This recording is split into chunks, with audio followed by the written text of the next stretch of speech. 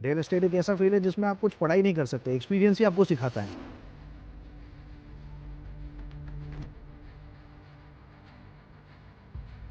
And doing real estate in a city which you don't know it's one of the toughest things. तो अभी आप क्या क्या service देते हो, मतलब किस किस लाइन में? So I am in each and every sector of real estate. I do residential, commercial. I do renting and selling of both across Pune and in the surrounding of Pune as well. क्या होना चाहिए एक बंदे के अंदर जिस you have to keep learning. हर दिन आपको रियल एस्टेट में नई चीज़ समझने मिलेगी, कैसे कस्टमर को हैंडल करना है। हर कस्टमर सेम नहीं है, हर कस्टमर रियल एस्टेट का अलग है। हर कस्टमर, हमको लगता है कि एक अपार्टमेंट है उसको बेच रहे हैं, 100 जन देखने आएंगे। हर एक बंदे का माइंडसेट अलग रहेगा, किसी को इन्वेस्ट करना है, किसी को खुद के लिए खरीदना है। और एक रियल स्टेट कंसल्टेंट क्या फ़र्क होता है मतलब? रियल एस्टेट कंसल्टेंट का काम है। 15 साल में कैसे इवॉल्व आप हुए हैं अगर देखा जाए तो? पुणे पूरा ही बदल गया है। पॉपुलेशन देखिए, ट्रैफिक देखिए, रियल एस्टेट का जो बनाने का तरीका था वो देखिए। पुणे में अभी कौन सी लोकेशन सबसे अच्छी चल रही है? East Pune and west Pune. Location के साथ साथ आपके आसपास वहाँ पे कौन रहता है वो भी बहुत मैटर करता है। पुणे का घर कितना है 2 BHK? Let's say about 80 lakhs। 80 lakh में 2 BHK मिल रहा है? अरे यार ये 5 साल में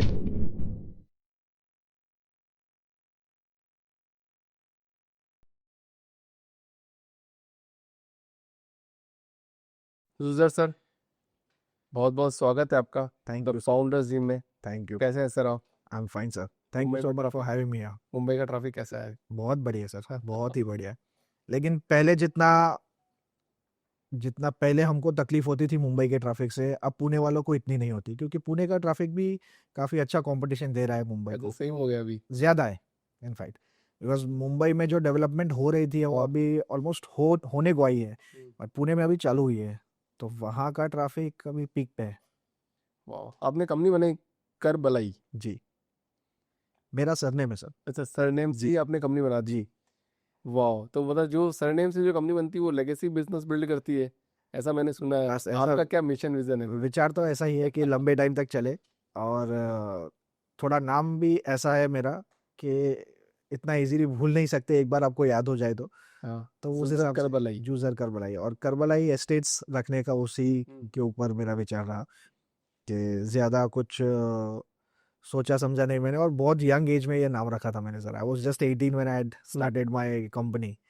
सो 18 साल की उम्र में आपने कंपनी शुरू कर दी? जी जी सर। फैमिली बैकग्राउंड सॉलिड है क्या, नहीं मतलब सर, एकदम बहुत फैमिली गजब का? सर, पापा थे बिजनेस में, हाँ। और he used to work abroad. उनका कुवैत में बिजनेस था, hmm. But because of situations we had to move back to Pune. मैंने स्कूलिंग वहाँ पे ही की है, अब्रॉड, और जूनियर कॉलेज से मैं पुणे आया। और वहाँ आने के बाद हालात ऐसे थे, सिचुएशंस ऐसी थी कि मुझे कुछ ना कुछ काम करना था, और रियल एस्टेट में बस एक इंटरेस्ट आया और मैं इसमें आया। And biggest reason was that it didn't require much finance, और बस दिमाग का गेम था। हम्म। तो बस उस हिसाब से रियल एस्टेट चालू किया, और उस टाइम पे नाम सोचने गए तो यही सबसे बेहतर लगा नाम। 15 साल की जर्नी हो गई लगभग, ऑलमोस्ट 16 साल से। 15-16 साल की जर्नी हो गई। जी सर। तो जो पहले मतलब पहले 2-3 साल थे, 18, 19, 20, 21, 22 तक, जी वो कैसे निकले? मतलब वो कैसे सरवाइव किए आपने या फिर अच्छे से काटे? सर, सीखना चालू किया मैंने। हाँ। मेरा काम था सीखना, एंड जितना ज़्यादा मैंने सीखा उतना आई स्टार्टेड डूइंग वेल, हम्म। और उसमें इंटरेस्ट बढ़ता गया। हम्म। और जब मैंने चालू किया था तब पुणे अपने जस्ट शुरुआती दिनों में था। 2009-2008 में पुणे की ग्रोथ बस चालू हुई थी उस टाइम पे। तो मुझे काफ़ी मज़ा आया ये काम करने में, क्योंकि ज़्यादा कंपटीशन नहीं था मेरे काम में, और जो था भी वो भी बहुत, यू कैन से, एजेड लोग थे, हम्म। सब बुजुर्ग थे, और मैं एक थोड़ा यंग था उसमें, तो मेरी एनर्जी थोड़ी ज़्यादा थी। लोगों ने कैसे विश्वास कैसे जताया आप बहुत पे कि टाइम चलिए, लगा, बहुत टाइम लगा। इतना आसान तो नहीं होगा मेरे को लगता है बिल्कुल ये। भी नहीं, बिल्कुल भी नहीं। काफ़ी मेहनत की, हम्म। कंसिस्टेंसी। एक बार नहीं तो दूसरी बार, दूसरी बार नहीं तो तीसरी बार। हम्म। हमारे काम में मार्केटिंग बहुत इम्पोर्टेंट फैक्टर है। करेक्ट। तो बस वो नॉन स्टॉप करता ही गया। हम्म। काफ़ी उतार चढ़ाव देखे, सिचुएशंस ऐसी हुई कि बस छोड़ ही दूँ, लेकिन कंटिन्यू किया। मैंने तो बहुत लोगों से मिला हूँ सर, वो तो मतलब एक बिजनेस, दूसरा, फिर तीसरा, फिर चौथा। जैसे मेरी खुद की भी बात कर लो तो मैंने तो 9-10 अलग अलग फील्ड में जाके फिर मेरे को कुछ मिला, तो फिर मैं कुछ ऐसे बना, फिर जी यहाँ पे आया। बट आप जैसे लोग कम देखने को मिलते हैं कि यार एक ही में हाथ डाला और उसी को लंबे टाइम तक ले लिया। सर इसमें मेरे फादर का थोड़ा रोल है actually, because my father had to shift a lot of businesses. उन्होंने एक लंबे टाइम तक अपना एक शॉप था उस पे वो रहे, उसके बाद उन्होंने वो जो जब वो छोड़ा उसके बाद वो स्टेबिलिटी वो नहीं पा सके शायद, क्योंकि उनका वो जो फर्स्ट जॉब ही इतना उनको एक्सपर्टीज था उसमें।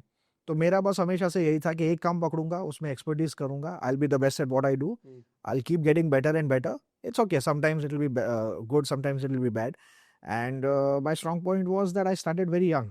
करेक्ट। तो वो उस हिसाब से एडवांटेज मेरे होती है। पास वो एडवांटेज था कि मुझे कोई ऐसा नहीं था कि कल सुबह से घर पे पैसे देने थे। Correct. So I had good time to learn the real estate market and Pune overall. मैं तो पूरे इंडिया को यही बात बोलता हूँ सर, आपने जो बात बोली ना वो मैं सेम बात पे, कि जल्दी स्टार्ट कर लो, और जितना जल्दी स्टार्ट करोगे, चाहे कैस कुछ भी स्टार्ट करना हो, चाहे पढ़ाई में मास्टर बननी हो तो भी पढ़ाई भी उसी टाइम अच्छे से करने चालू कर दो, गिटार बजाना तो अच्छे से बजाना चालू करो, पर अर्ली एज में कर दो, अर्ली एज में। ताकि क्या पता अगर आप लंबा जिए, जी। आपको पता नहीं है, बट अगर लंबा जिए तो आप पहले ही मास्टरी कर जाओगे उसमें ही, अदरवाइज तो टेंशन हो जाएगी।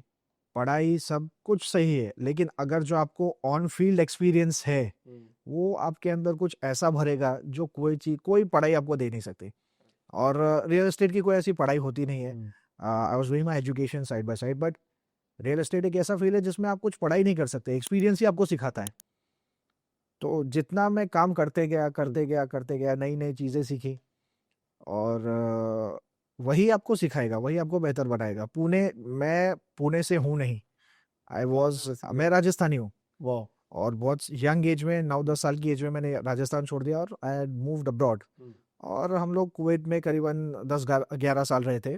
और उसके बाद I move to Pune, a completely new city, and doing real estate in a city which you don't know, it's one of the toughest things. वो टफ।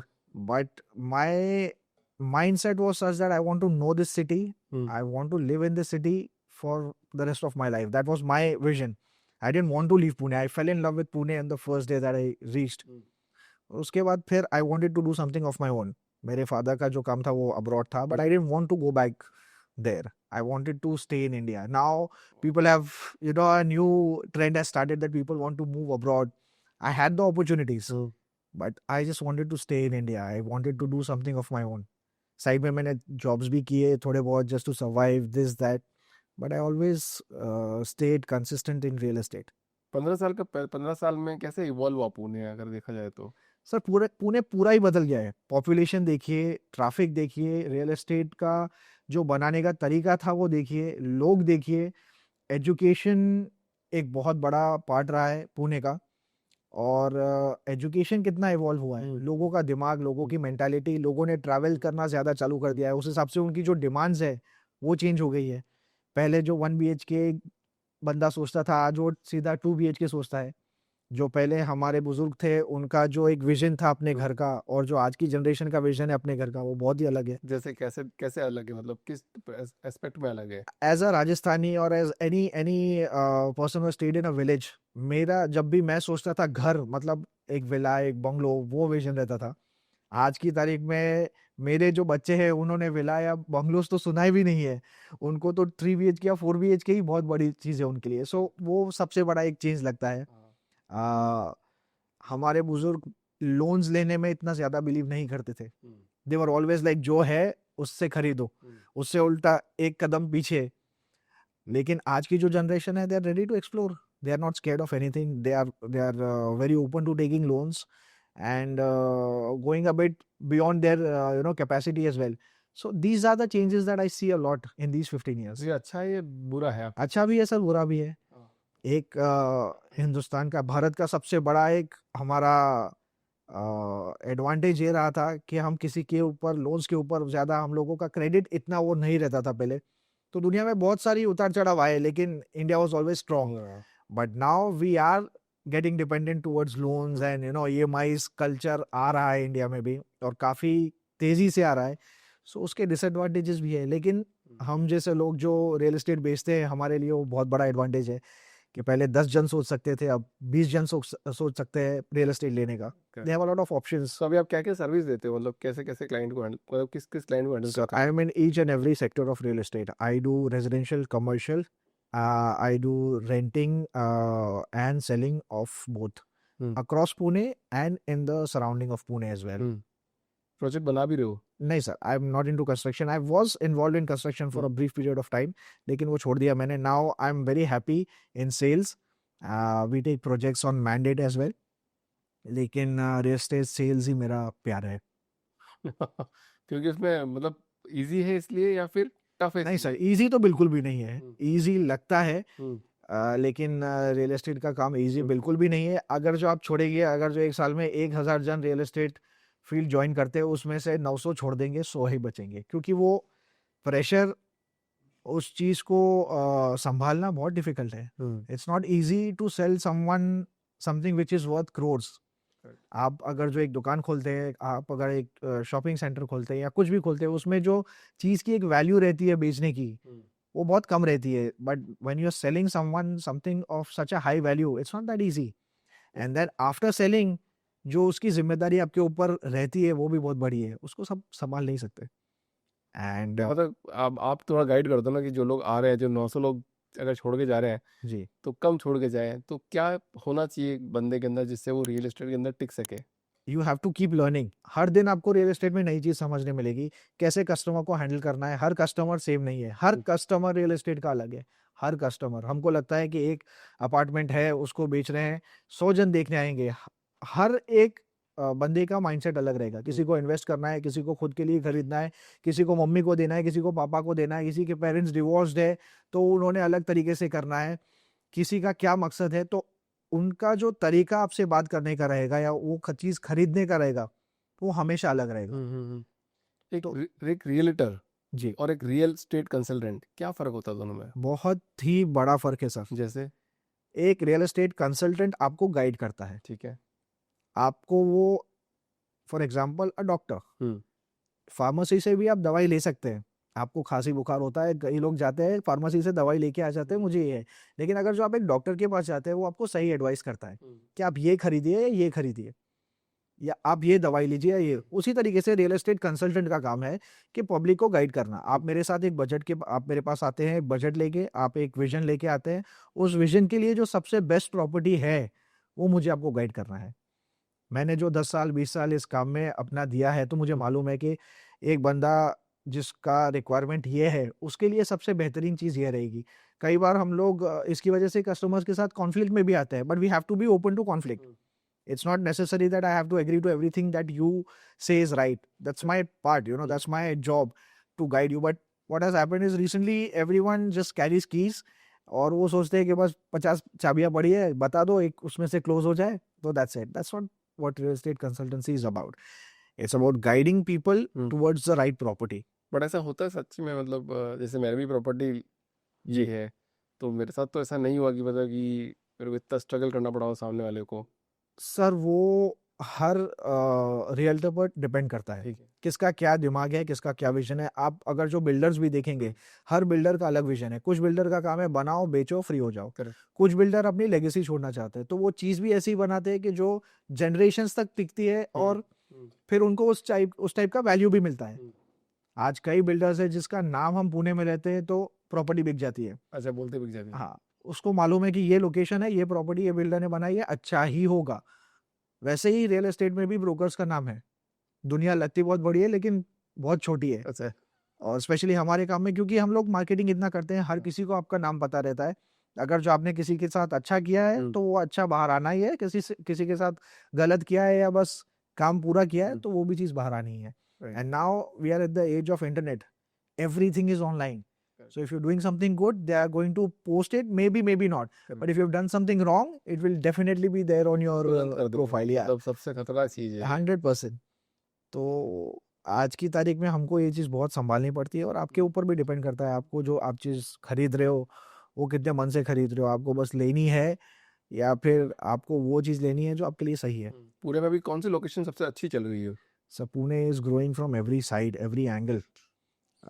उसका ओवरऑल ग्रोथ आज की तारीख में इतना फास्ट है कि हम लोग आज जाए और कल जाए तो हमको समझ में नहीं आता। But east Pune and west Pune are doing phenomenally well. Certain areas of Pune are growing at a speed which we were not even sure that is possible. लेकिन हो रहा है।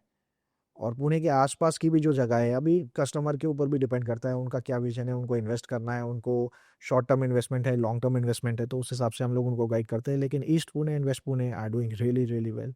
एक छोटी सी चीज़ बताओ जी यहाँ पे कि हर लोकेशन, जैसे आप भी कहीं भी रहते होगे, मैं भी कहीं भी रहता हूँ, ये भी कहीं भी रहता होगा, वो भी कहीं भी रहता होगा, एक्स वाई जेड, पूरे मतलब मेट्रो सिटीज़ के किसी भी कोने जी वहाँ पे एक स्कूल है, हॉस्पिटल है, रेलवे स्टेशन भी पास होगा, थोड़ा एयरपोर्ट से ऊपर नीचे हो सकता है, तो ये 3-4 चीज़ें देखी जाती है जो सबके आसपास है, मेरे पास भी होगी, आपके पास भी होगी, इसके पास भी होगी। जी तो लोकेशन जब बोलते हैं कि लोकेशन लोकेशन लोकेशन, और लोकेशन ही मैटर करती है, जी तो लोकेशन में ही सब कुछ है, तो फिर किस चीज़ से लोकेशन मैटर करती है? सर, पहले तो एक सिटी जिसका जो सबसे पुराना एरिया होता है, हाँ।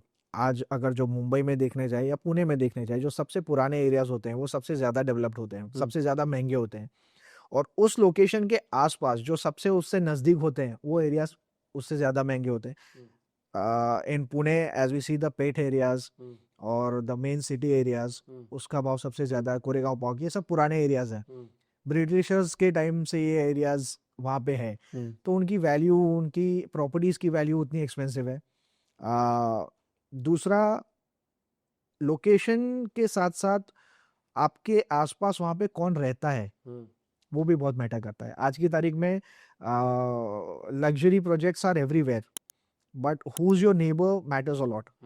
ये हुई है बात। सो ये बहुत ही इम्पोर्टेंट पॉइंट है कि चाहे 5 करोड़ की प्रॉपर्टी हो, लेकिन जो बाजू में आपके रह रहा है वो सही नहीं हो, तो 5 करोड़ आपके वेस्ट है। करेक्ट है। लेकिन कभी कभी 50 लाख की प्रॉपर्टी में भी बाजू में जो आपके रह रहा है, जो आपका पड़ोसी है, वो उस लेवल का हो या आपके स्टैंडर्ड का हो या आपके माइंडसेट उससे मैच करते हो, then it's a luxury property for you, it's a prime location for you. But वो भी तब भी पता चलता है जब आप खरीद लेते हो, फिर जब बंदा रहता है फिर पता चलेगा कि कौन रह रहा है, वो भी सबसे बड़ा टेंशन है। सर, लेकिन एक एक सोसाइटी के अंदर एक ओवरऑल जो ऑरा रहता है, जो ओवरऑल वाइब रहती है, आज कल लोगों को पता ही हो जाती है। और ब्रोकर्स का वही काम है। As a broker we have to brief you on what you can expect from a society. अगर जो आप मेरे पास आते हो, मुझे XYZ सोसाइटी में प्रॉपर्टी चाहिए, maximum time people already know about it, the societies, the people who are new, they come to us, can they ask us लोग कैसे रहते हैं यहाँ पे। सो वो चीज़ बहुत मैटर करती है। मैं बहुत सारे रियल एस्टेट और लोगों से, ब्रोकर से, सबसे मैंने पॉडकास्ट किए बहुत सारे, मेरे को सर एक ही चीज़ समझ में आती है जी कि ज़मीन खरीदो, ज़मीन खरीदो और ज़मीन खरीदो, जी क्योंकि ऊपर वाला सब कुछ बना रहा है ज़मीन पर ज़मीन नहीं बना रहा है। 100%। लेकिन ज़मीन जैसे आपकी सोच है, वैसे बहुत लोगों की सोच है। हाँ। और जिस चीज़ में बहुत सारे लोग होते हैं उसमें तकलीफें भी बहुत रहती है। पुणे के अंदर प्लॉट्स अगर जो आपको मिल जाए, और अगर जो आपको बिना लिटिगेशन के या बिना प्रॉब्लम के मिल जाए, तो नथिंग लाइक इट। बट ज़मीन लेने के पीछे बहुत आपको अपना होमवर्क करना पड़ता है, उसके पीछे काफ़ी चीज़ें देखनी पड़ती है। So it's not as easy as buying a ready position property. So ज़मीन अगर जो आप खरीद रहे हो, उसके पीछे अपना पूरा होमवर्क बराबर से कीजिए, और जो भी आपका सोर्स है या जो भी आपके लॉयर्स है वो बहुत ही स्ट्रांग होने चाहिए when you are purchasing a property land. But जिस हिसाब से देखो करंट गवर्नमेंट चल रही ना सर, अभी एक बात ही बताओ, अगर करंट गवर्नमेंट ऐसे ही चलती रही जी तो आने वाले 20 सालों के अंदर अंदर लैंड आपको कोई भी कुछ भी खरीदना है तो गवर्नमेंट से ही खरीदना पड़ेगा, मतलब वो प्राइवेट प्राइवेट हाथ से चली जाएगी। वो चीज़ हम लोग पुणे में बहुत टाइम से देख रहे हैं sir. Pune, big portion of Pune is under the army, defence के अंदर आता है। तो हमने वो चीज़ देखी है कि जो प्रीमियम लोकेशंस है पुणे की, वो सब आर्मी के पास है। हम लोग बस खड़े रह के देखते रहते हैं कि काश ये प्रॉपर्टी पे कोई कुछ बनाए और हम उसको बेच पाए, but it's not possible. Future we don't know, and let's see what happens. ये होगा, जैसे चाइना में तो कम्प्लीटली आपको अगर कोई भी ज़मीन लेनी है जी तो वो गवर्नमेंट से लेनी है, वो 100 साल की लीज पे मिलती है। जी अब आप किसी को बेचोगे, मान लो 30 साल बाद बेची तो 70 साल की लीज बची, तो 70 साल ही लीज ट्रांसफर होगी, जी या 60-70 साल बेची तो उतने टाइम की ही लीज ट्रांसफर होगी आपके पास। तो आप वापस वो सरकार डिपेंड वो बताएगी कि भी आपको वापस इसको कंटिन्यू करना है या नहीं करना है, ताकि क्या उससे एक जो प्रॉपर्टी जो बहुत लोग बाय कर लेते हैं और जो बहुत अमीरी का जो बहुत अमीर हो जाते हैं, जो गरीब बहुत गरीब हो जाते हैं, तो वो जो पार्शियल वो डिफरेंस आ रहा है वो कम हो जाएगा अगर ऐसा हुआ तो। पुणे के अंदर कमर्शियल जो MIDC है, हम्म। वो अभी भी सरकार के अंडर ही आती है। वो 99 ईयर्स की लीज पे ही है। and that creates a very good equilibrium, as you said. But I really doubt residential जो प्रॉपर्टीज है वो सरकार के अंडर जाएगी, वो मुझे ऐसा कुछ लगता नहीं है. But in the past 10 to 15 years, government has brought a lot of changes in terms of paperwork. बहुत strict, पहले से बहुत better हुआ है. अभी भी 100% तो बोल नहीं सकते, बट जो पहले हालत थी उससे काफ़ी अच्छी हालत है. रेरा आ गया है अभी सीन में. So because of that a lot of things have become more systematic. But अगर जो और इसको सिस्टमैटिक करे तो it can be, it can do much better. 15 साल एक बिजनेस पे अच्छा टाइम होता है, 15-16 साल. जी. पहले टाइम वर्सेस अभी का टाइम. जी. माइंडसेट क्या है, लोग रेंटिंग में ज़्यादा बिलीव रख रहे हैं आज के टाइम पे या खरीदने पे ज़्यादा बिलीव रख रहे हैं आज के टाइम पे? आज के टाइम पे सर आई थिंक खरीदने पे ज़्यादा बिलीव करते हैं लोग. और जैसे पहले रेंटिंग था. पहले रेंटिंग का कल्चर बहुत ज़्यादा था आई फील. पुणे के अंदर अगर जो आज लोग रेंट कर रहे हैं तो वो शायद बाहर से आए हों, कहीं किसी और सिटी से आए हों, तो ही वो लोग प्रेफर करते हैं रेंट करना. Otherwise the people who are local of Pune, they either already have something or they go for buying the property. क्योंकि ऑप्शंस इतने हैं आज की तारीख में, अगर जो आपको प्रॉपर्टी बाय करने हैं, और लोन्स का जो प्रोसेस है वो इतना इजी हो गया है पहले से, that people prefer buying the property instead of renting it. वो रेंट भर के इतना, और पहले की तारीख में पहले रेंट भी काफ़ी कम हुआ करता था, तो लोगों को लगता था कि काफ़ी डिफरेंस है. बट अभी जो रेंट और ईएमआई उसके बीच का डिफरेंस इतना ज़्यादा रह नहीं गया है, तो लोग प्रेफर तो करते हैं. मान लो एक कैलकुलेशन कर लेते हैं छोटी सी. मान लो कोई पुणे का घर कितना है, 2 BHK एक let's say about 80 lakhs. 80 lakh में 2 BHK घर मिल रहा है? जी सर. मतलब कितने स्क्वायर फीट है? 1000 square feet, 825 carpet. मोहित तू तो ले ही ले.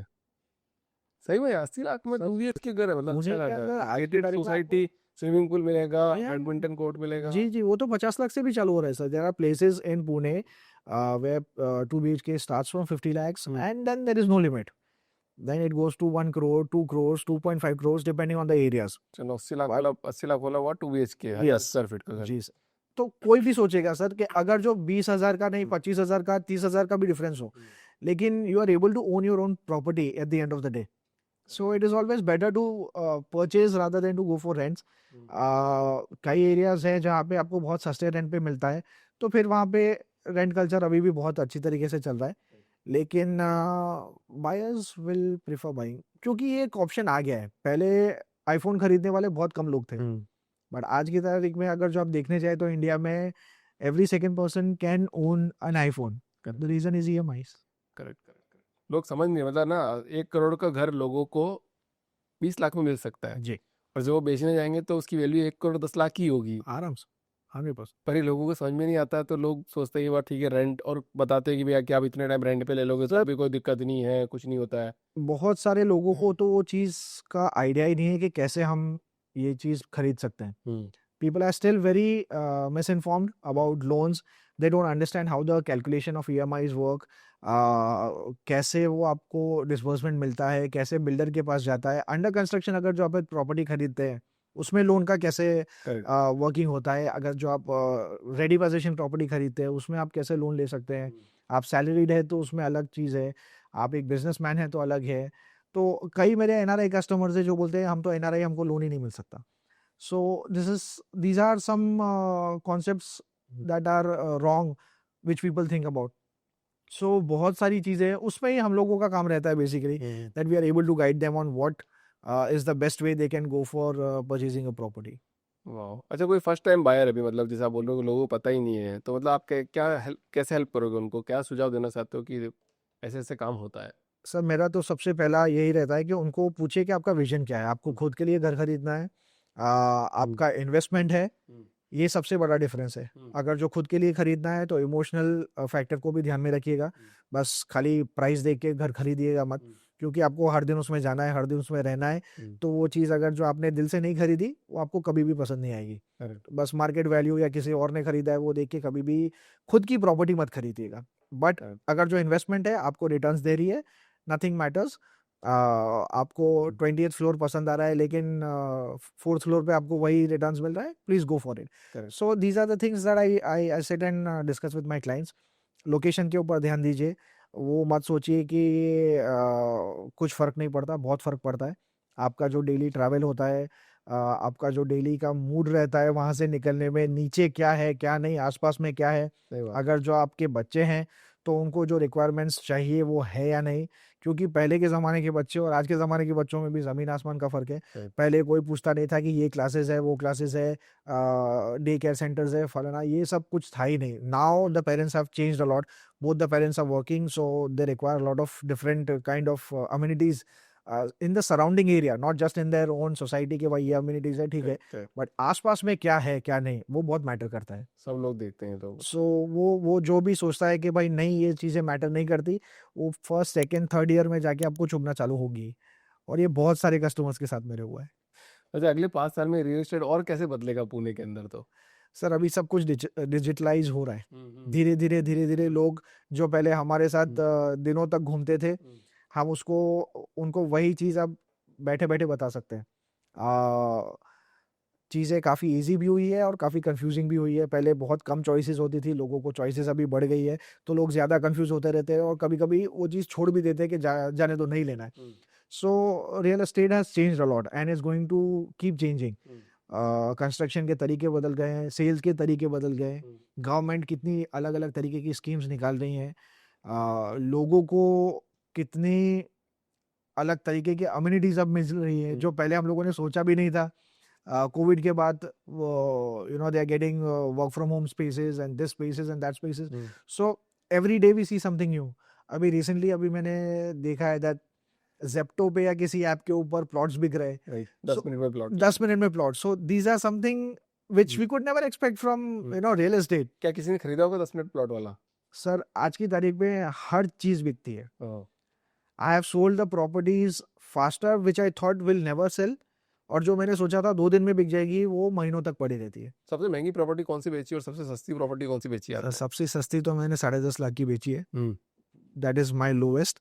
और सबसे महंगी I I don't think I remember, but somewhere around 27 CR, it was a commercial property in Pune. Yeah.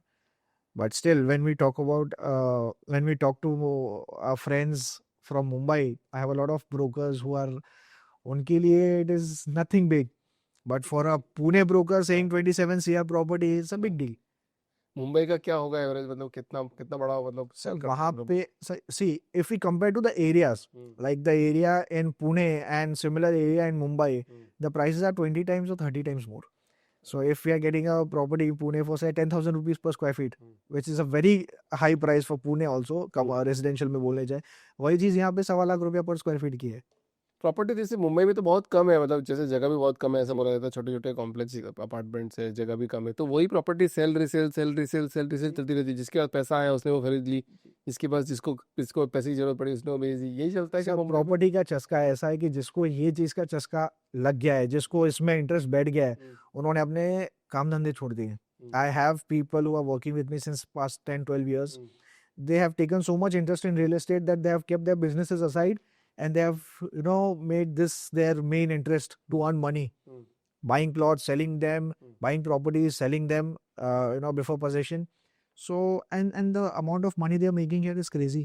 तभी तो बोला जाता है जमीन के मालिक अमीर में ही, सॉरी जमीन के मालिक सपने में अमीर बन जाते हैं। हमें बच जाता है। ट्रू, सही है very true, very true, very true. बेचोगे नहीं बेचोगे वो अलग बात है, लेकिन उस चीज़ की वैल्यू आपके सामने बढ़ती रहती है तो वो चीज़ की खुशी होती है। And real estate is one of the only assets that you can earn money from without selling it. तो आपने नहीं सोचा सर कभी, आप कंस्ट्रक्शन 15 साल हो गए, आप भी कंस्ट्रक्शन में चले जाओ और सोते सोते अमीर बन जाओ ऐसे? सर कंस्ट्रक्शन में जाना, उससे पहले ही आपको अमीर होना पड़ता है। सिर्फ अमीर लोग ही कंस्ट्रक्शन में जा सकते हैं। Doing construction in today's time is not an easy job. It requires a lot of manpower, a lot of capital, and उससे ज़्यादा a lot of contacts. That's what I believe. Construction is a field where you need to have a lot of contacts and you need to be of a different mindset only. आज की तारीख में construction करना मतलब आपका दिमाग एक अलग ही तरीके का होता है। वो लोग जो इस चीज़ में होते हैं उनका और हमारा माइंडसेट मैच हो ही नहीं सकता।